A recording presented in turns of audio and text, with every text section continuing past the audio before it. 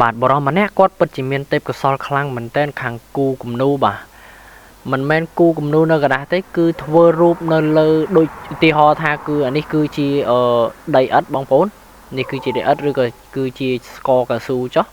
ប៉ុន្តែគាត់អាចធ្វើជារូបកីឡាកររ៉ូណាល់ដូបាទពិតជាដូចខ្លាំងមែនទែនបងប្អូនទាំងអស់គ្នាចង់ដឹងថាដូចខ្លាំងយ៉ាងណាបងប្អូនទាំងអស់គ្នាចូលតាមដានឲ្យចប់បងប្អូននឹងដឹងហើយថាគាត់អាច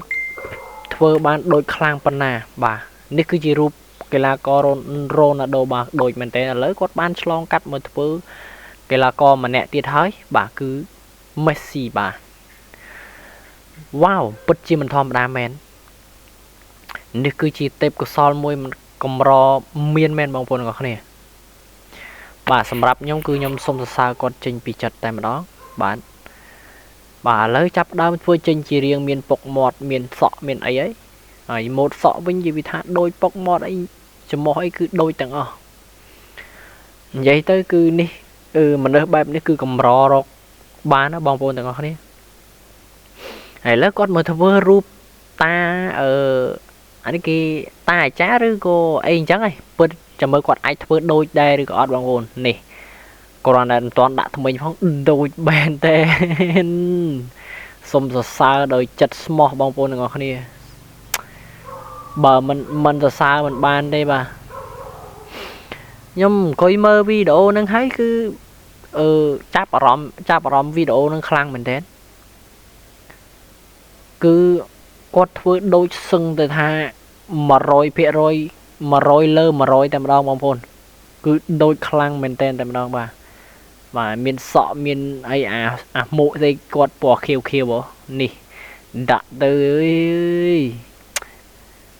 ខ្ញុំវិញបើសិនជា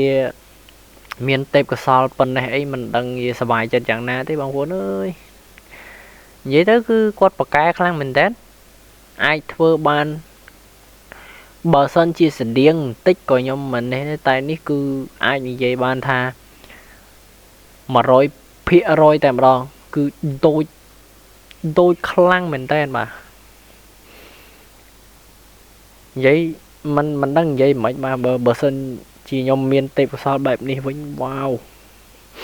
ពិតជាលយមែនតើបាទហើយខ្ញុំបាទឥឡូវគាត់មកធ្វើមនុស្សទាំងដៃទាំងជើងតែម្ដងអត់មានធ្វើតែខ្លួនហើយនឹងក្បាលទេឥឡូវគាត់មកចាប់ផ្ដើមធ្វើមានតុបតែងមានស្បែកជើងចងខ្សែឥឡូវមានខោជើងវែងមានអីដូចអារូបដែលគាត់ឲ្យមើលក្បាលដំបងមិញហ្នឹងពិតជាសាហាវមែនបាទសាហាវណាស់ហើយគាត់អាចធ្វើជាអក្សរអីបានទាំងអស់បងប្អូនគឺ